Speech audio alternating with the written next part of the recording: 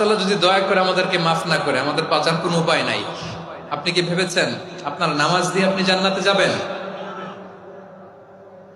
আপনি তাহাজ্জুদ গুজার, সেজদা দিতে দিতে কপালে দাগ ফেলেছেন, এটা আপনারা জান্নাতে নেবে না?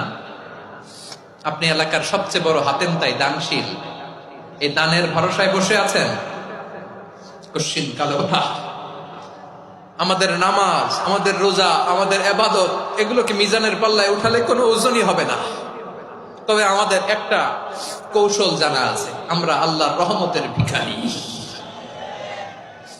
আমরা সেদিন আগেই গুনার স্বীকৃতি দিয়ে দেব। আমরা বলবো, আল্লাহ তুমি প্রশ্ন করার আগে তোমার একটা কথা বলি, আমারে কিছু জিজ্ঞেস করো না, আমি সব করেছি।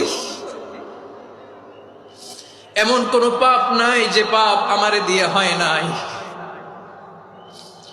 তোমার রহমত দিয়ে তুমি জান্নাতে পাঠাবা, তোমার দয়ায় জান্নাতে যেতে চাই, আমল দিয়ে না। পারবেন বলতে? কিয়ামতের দিন আমরা বলবো, আল্লাহ আমার আমল দিয়ে জান্নাত চাই না, আমি তোমার দয়া দিয়ে জান্নাত চাই। তোমার দয়া ছাড়া আমার কোনো উপায় নাই।